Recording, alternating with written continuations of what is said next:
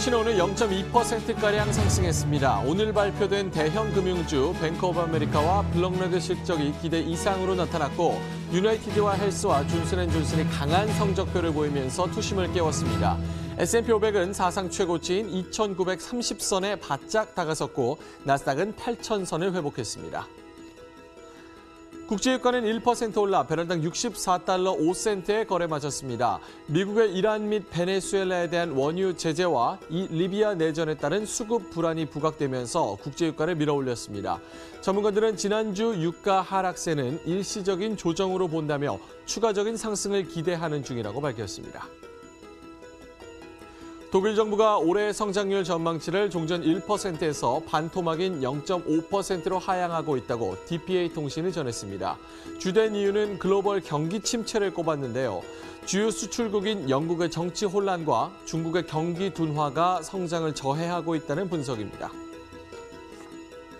무려 34조 원에 달하는 역대급 특허 소송전이 시작됐습니다. 애플이 퀄컴을 상대로 특허 사용료 과다 청구에 대해 손해배상 청구 소송을 제기했고 퀄컴은 애플이 계약을 위반했다며 70억 달러 맞소송을 걸었습니다. 둘 중 하나는 치명타를 입는 이 소송은 앞으로 5주 동안 진행되게 됩니다.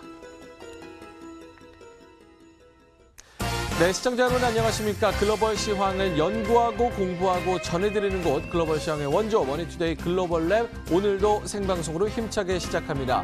저희가 여러 가지 시황을 전해드리려고 하는데 이 부분이 굉장히 1시간 동안 짧기 때문에 추후에 궁금하신 점이 있으시면 지금 아래 나오는 전화번호로 문자 메시지를 주시면 저희 전문가분들 그리고 베테랑 연구원분들이 24시간 답변해드리고 있습니다. 또 인터넷을 이용해 보셔도 좋습니다. MTN 글로벌랩, 머니투데이 글로벌랩을 인터넷 검색창에 검색을 하시면요. 저희 홈페이지도 마련이 돼 있고요. 그리고 다시 보기 컨텐츠들도 다양하게 준비가 돼 있으니까 이 창구를 이용해 보셔서 1대1로 프라이빗하게 소통을 해보시는 것도 좋은 도움이 될 것 같습니다. 자, 뉴욕 증시 오늘 마감 상황부터 살펴보도록 하겠습니다. 오늘 0.2%가량 오르면서 S&P 500은 2,930포인트가 사상 최고치인데 여기에 바짝 다가서는 모습 그리고 나스닥은 다시 한번 8,000선에 턱걸이하면서 재진입하는 모습을 보이고 있습니다. 자, 오늘 이제 그저께부터죠. 이제 뉴욕 증시가 이제 실적 시즌으로 계속해서 1분기 실적 시즌을 시작하고 있는데 여태까지는 실적 발표된 게 굉장히 좋습니다. 일단은 뱅크 오브 아메리카 블랙록 실적이 기대 이상으로 나타나면서 대형 대마불사 금융주들의 실적이 기대 이상으로 나타났고요. 그리고 유나이티드 헬스 그리고 존슨앤존슨이 강한 성적표를 보이면서 다우존스도 올랐고 여러 가지 증시가 전체적으로 상승하는 모습을 보이고 있습니다.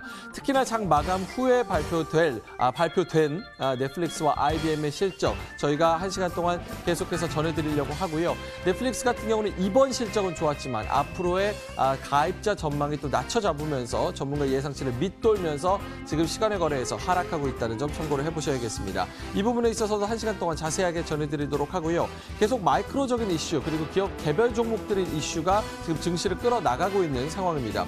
애플과 퀄컴의 특허 전쟁 소송에 대해서도 계속해서 저희가 헤드라인에서도 전해드렸고 퀄컴 같은 경우는 오늘 급등하는 그런 모습을 보였는데 잠시 후에 이 부분도 좀 전해드리도록 하겠습니다.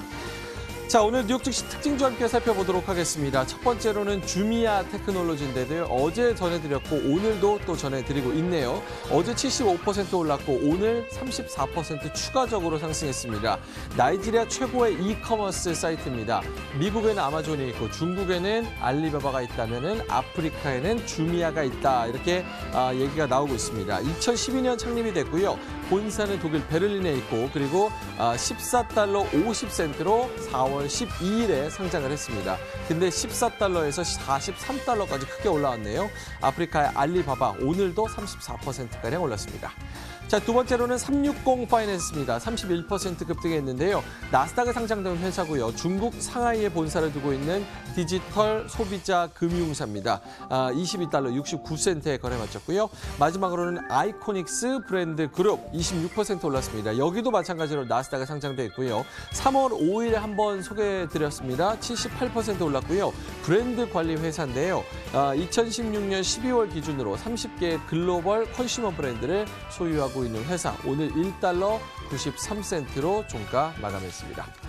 자, 여러 가지 마이크로적 이슈가 있습니다. 좀 더 자세하게 알아보도록 하겠습니다. 시황센터 연결해서 김민지 앵커와 글로벌 시황의 전체적인 흐름 파악해 보도록 하겠습니다. 연결합니다.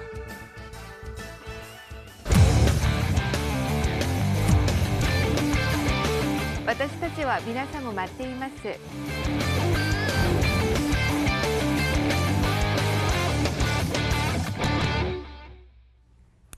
네, 시장 흐름 저와 함께 정리해 보시겠습니다.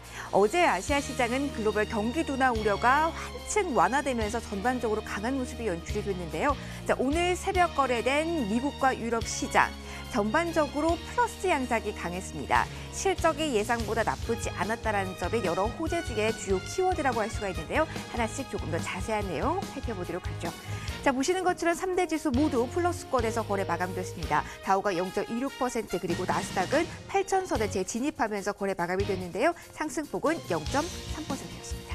자, 1분기 어닝 시즌 지금 시작돼서 진행 중입니다. 사실 우려가 상당히 깊었는데요. 생각보다 나쁘지 않다라는 현재 분위기가 형성되고 있습니다. 앞서 금융주도 그랬고, 그리고 특히 오늘 짝에서는 헬스케어주들의 전반적으로 강한 흐름이 나타났는데요. 존슨앤존슨 실적이 예상보다 좋게 나왔다는 부분이 전반적인 투자 심리 개선에 일조했다, 이렇게 볼 수가 있겠습니다.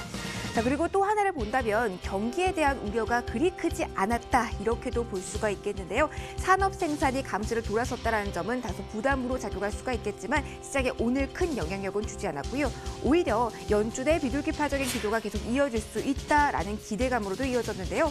네, 연은 총재의 인터뷰가 하나 나왔습니다. 보선 연은 총재 같은 경우는 장중에 통화정책 조정할 필요가 없다. 계속 이 기조를 끌고 나갈 필요가 있다라면서 시장의 예상에 부합하는 발언을 내놓기도 했습니다. 자, 오늘 여러 가지 재료, 글로벌 경기 둔화 우려가 완화됐다는 점, 그리고 연준의 비둘기파적인 기조가 이어질 것이라는 기대감이 있었고, 하지만 그 중에서도 가장 큰 변수로, 가장 큰 호재로 작용된 것은 바로 실적, 이렇게 일단 정리를 해볼 수가 있겠습니다. 자, 그리고 오늘 특징적인 부분이 바로 나스닥입니다. 0.3% 오르면서 다시 한번 8,000선에 재진입을 했는데요. 가장 큰 1등 공신이라고 한다면 퀄컴이 폭등했다라는 부분을 줄 수가 있습니다. 애플과 퀄컴의 그 전쟁, 그 분쟁과 소송을 모두 취하하기로 합의를 했습니다. 이에 따라서 퀄컴이 장중에 22%나 급등하는 모습을 보였고요. 전체 지수를 끌어올리는 촉매제 역할을 했다. 이 부분도 체크해 보시면 좋겠습니다. 자, 이렇게 정규장은 일단 마감이 됐고요. 자, 실적 시즌이만큼 시간 외 거래 내용도 체크를 해보셔야겠죠. 자, 오늘은 시간 외 거래에서 두 종목 IBM과 넷플릭스 특히 주의 깊게 보시면 될 것 같습니다. 일단 IBM 이야기를 살짝 해드리면요. 순이익은 시장 예상에 거의 부합했습니다. 그러나 매출이 실망스럽게 나왔고요. 넷플릭스는 1분기 실적 상당히 좋았지만 2분기 가이던스가 낮게 제시됐습니다. 1분기만큼 신규 가입자 수가 유입되지 않을 것이다. 이렇게 비관을 하면서 지금 시간의 거래에서 IBM, 넷플릭스 두 종목 모두 하락세로 일관된 모습 보이고 있다는 점 참고해 보시면 되겠습니다. 실적에 대한 내용은 잠시 후에 조금 더 자세하게 짚어드리도록 하죠. 자, 미국 쪽 이야기 해봤고요. 이제 유럽으로 넘어가도록 하겠습니다.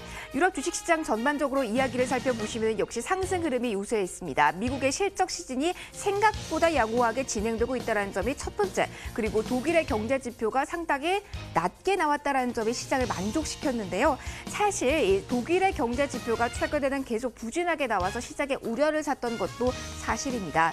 유럽의 경제 엔진이 바로 독일이기 때문인데요. 독일 4월 경기 지지지수가 지난달 -3에서 계속 반등하는 모습을 보여줄 것이다라는 이야기와 함께 반등세 뚜렷한 4.1로 발표되면서 시장에 어느 정도 안도감을 가져간 모습 확인이 됐습니다. 독일 증시 0.67% 플러스, 프랑스 증시도 올랐고요. 영국 증시 역시 상승 흐름에 동참하면서 0.44% 플러스, 범유럽 지수 이 안에서 전반적으로 상승한 업적이 우세하게 많았다는 점도 확인해 볼 수가 있었습니다. 자, 미국, 유럽 보셨고요. 어제 아시아 시장의 흐름도 체크해 보도록 하겠습니다. 일단 중국 쪽 보시죠. 2.39%나 급등 마감했습니다. 자, 여러 가지 이슈 가운데 경기 둔화에 대한 우려를 덜었다라는 부분이 호재성 재료로 인식이 됐는데요. 어제 특히 오후장에 3월 평균 신규 주택 가격이 전월 대비 상승세로 돌아섰다라는 소식이 나오면서 더욱더 투자 심리를 안정화시키는 모습이었습니다. 자, 이제 관건은 오늘입니다. 자, 오늘 발표가 되는 경제 지표 1분기 GDP인데요. 이 지표의 향방에 따라서 주가의 방향이 달라질 수 있다는 부분을 꼭 참고해 보셔야겠습니다. 여러 증권사들의 컨센서스를 확인해 보면 1분기 GDP 한 한 6.2 정도로 현재 예상이 되고 있는데요. 예상치를 뛰어넘을 수 있을까요? 그 영향력까지 오늘 오전장 쪽에 꼼꼼하게 체크를 해보셔야겠습니다. 홍콩 증시 역시 어제 강한 흐름이었고요. 1.07% 올랐습니다. 일본 니케이 지수 조용하지만 그래도 플러스 흐름 유지했습니다. 0.24% 또 한 번 0.5점 오르는 모습이 확인이 됐고요. 어제 일본 니케이 지수 내에서 좀 확인해 보셔야 될 부분은 일본은 총재가 글로벌 경제 최대 위협은 보험 무역주의다라고 워싱턴에서 미중 회담이 시작되는 시점에 이런 코멘트를 남겼다는 점도 한번 이슈로 체크를 해보시면 좋겠네요. 자, 이제 신흥국으로 넘어가도록 하겠습니다. 전반적으로 상승 흐름은 좀 우세했습니다. 중국의 주요 경제 지표에 중국 본토뿐만이 아니라 주변국 또한 관심을 집중하고 있는 상황인데요. 특히 동남아시아의 주요 무역 파트너가 바로 중국이기 때문에 그 영향력 클 수밖에 없는 상황입니다. 자, 어제장에서는 이를 기다리면서 인도네시아 증시가 0.72%, 필리핀 증시 역시 상승 마감했고요. 그러나 베트남 주식시장과 같은 경우는 부동산주가 전반적으로 하방 압력 크게 받으면서 전체 지수도 하락폭은 0.58%로 최종 집계됐습니다. 남미로 넘어가도록 하죠. 자, 브라질 경제에 대한 기대보다 이제 우려가 조금 더 깊어지고 있습니다. 1분기 경제 성장률이 마이너스를 기록할 것이다. 이러한 증권사들의 전망 나오고 있는 시점인데요. 그러나 지수에는 크게 반영되지 않은 이슈긴 했습니다. 브라질 증시가 1.34% 오름세를 보였고요. 멕시코와 아르헨티나 역시 동반 플러스로 오늘 새벽 거래가 마무리가 됐습니다. 자, 외환 시장으로 넘어가도록 하겠습니다. 자, 오늘 우리나라 시간으로 오전 중 발표되는 중국의 경제 지표를 기다리며 그리고 주 후반 예정된 유럽의 굵직한 지표를 기다리며 좁은 범위 내에서 등락만을 이어나가고 있는 이번 주 외환 시장입니다. 주요 6개국 통화 대비 달러 가치를 나타내는 달러 인덱스는요. 0.15% 소폭 오르면서 97달러 선 초반대에서 거래가 마무리되는 모습이었고요. 자, 이어서 유가 확인해 보시죠. 자, 여러 가지 이슈 가운데 공급 차질에 대한 우려가 오늘 장에선 더 깊었습니다. 동반 상승세로 WTI가 1% 올랐고요. 브렌트유는 0.8% 상승 마감했습니다. 자, 마지막으로 비철금속 시세 확인해 보시죠. 시장 전반적으로 위험자산 선호 현상이 조금 더 짙어지고 있는 모습입니다. 이에 따라서 금 가격 큰 폭으로 흘러내렸고요. 연중 최저치까지 끌어내렸습니다. 1.1% 하락, 은과 구리 가격까지 약세 국면 펼쳐진 오늘 새벽장이었네요. 자, 시장 흐름 저와 함께 살펴보셨습니다. 이제 종목에 대한 이야기를 이어가 볼까 하는데요. 자, 월가에서 어떠한 종목을 주목했고 어떠한 이유로 이 종목에 주목한 걸까요? 그 이야기 들어보도록 하죠. 명민준 앵커와 이어서 함께하겠습니다.